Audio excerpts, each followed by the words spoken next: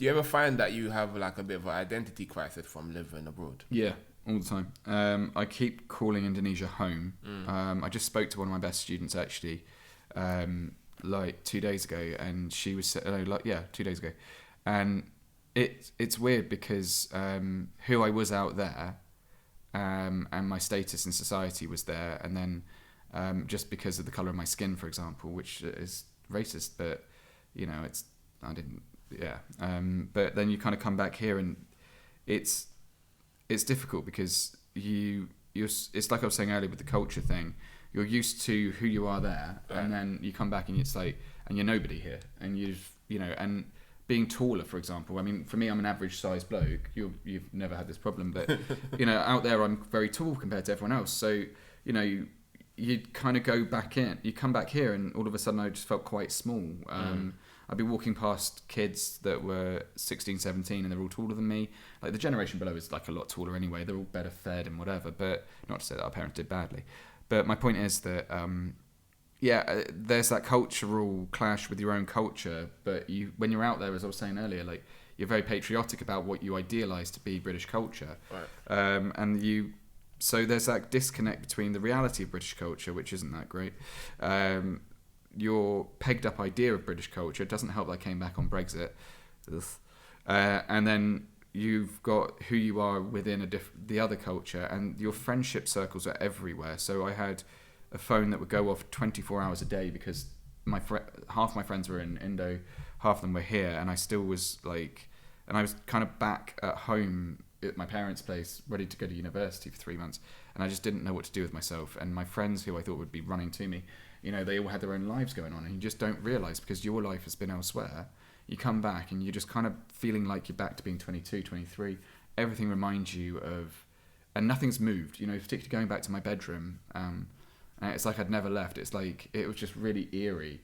And then when you kind of have to start all over again, which is very difficult to do emotionally. And then you realise that actually, you didn't fit in here and there like you thought you did. The things you idealised aren't as ideal as you wanted them to be. And then there are little things and nuances and irritations that, you start to miss from one culture, and like things like, for example, I could get a massage for £5, £10, an hour and a half of really, really good massage. And then here it's like £30 for half an hour, and I'm like, I'd never pay it just on principle. I mean, and it's lots of things like that. It's the cost versus what it's worth, and also things like McDonald's. You go into McDonald's, and I automatically started ordering in Bahasa, and the guy just looked at me like, the fuck? And also tapping your card, because I didn't have that in Indo. All of a sudden, I could tap my credit card.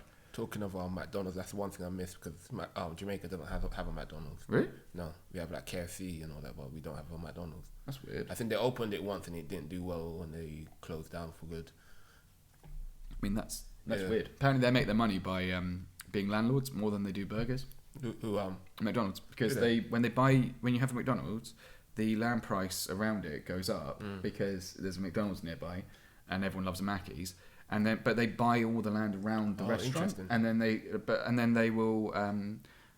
become the landlord, so they get money from that. I thought they were just like a franchise. So they are, but when they franchise, they buy all the land around. I didn't think it was like necessarily they had much involvement. I thought it was just like somebody applies to be a franchise and they find a location and then open in that location.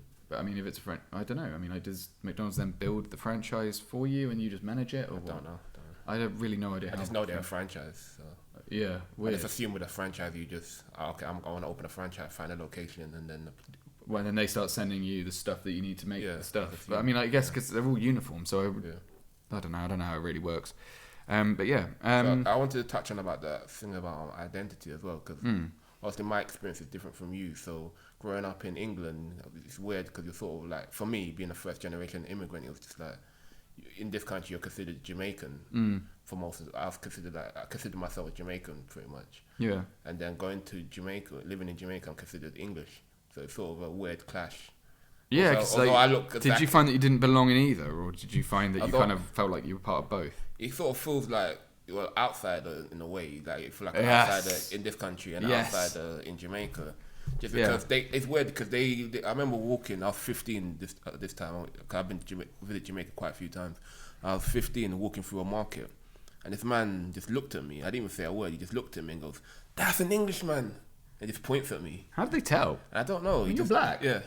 And honestly, I'm like, if it was me, it'd be like, all right, guilty. Yeah. But they can tell by, first of all, my skin color is probably a lot paler compared to how it would be in Jamaica as well, because I'm not getting any sun from this country. Yeah, tell me about it. I'll be a lot darker in Jamaica, so that's first of all, the clothes I wear and everything. Also, the accent as well is what they'd give away. But I mean, before I even open my mouth, they can tell by looking at me that I don't live out there. I used to get called handsome a lot when I would walk around just because I was white. Really? I called it my ego walk. I would walk through this flea market that was on the way back home from my school, the first school I went into, and when I was teaching there, and these girls would like lean out from the stalls and go, "You're Mr. Handsome," and I just like, and whenever I was having a bad day, I'd walk down there, and you know what, I missed that.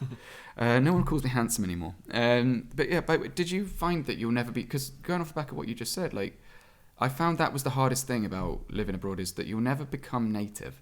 So you are always going to feel like an outsider because you are, and then you kind of find that even no matter how much you love people there, no matter how much you want to become a part of it, you will always be from somewhere else. You will always be that foreigner. So you can't. I found that when I was dating girls, for example, I was madly in love with a few of them, and very very happy there. And yeah, but I would always have little things that kind of reminded me that I wasn't ever going to be 100% assimilated, because I was always going to be the boule, the white guy. For me, like growing up in this country, it's only like when I was about 25 that I actually embraced the term English. I think for a lot of people that grow up in as a first generation or even a second generation immigrant, they kind of differentiate the word like themselves from being English. They sort of say British, although that means essentially the same thing. But to us, British means like anybody like that sort of has the passport, grows up in this country. But then like English is that sort of maybe like you, who's like a native of this country. Like, yeah. So a lot of people differentiate themselves. But if you're born here, then that makes you English. Yeah, but a lot of people don't consider themselves English. Yeah, it's a weird stigma. They say that they're British. I'm British, but I'm not English. Yeah, I found that a bit weird because I had an ex-girlfriend who was Indian, and I've had a few ex-girlfriends who are Indian, and we had this debate once for ages. Not just me; it was a couple of us in the car. But she said that she identified as being Indian first, and then maybe, but said she wasn't English, but she was the most English person I knew. And I think that, it's a weird thing because, like, why is it that the England flag feels a bit racist, even though it's just the flag of a country within the United Kingdom? It's just a bit strange. I mean, I know that there's a history of the EDL and that nationalism, though. It's a bit weird. This is the most YouTube thing we're ever going to do. Yeah. We hope you enjoyed our video. Please do like and subscribe.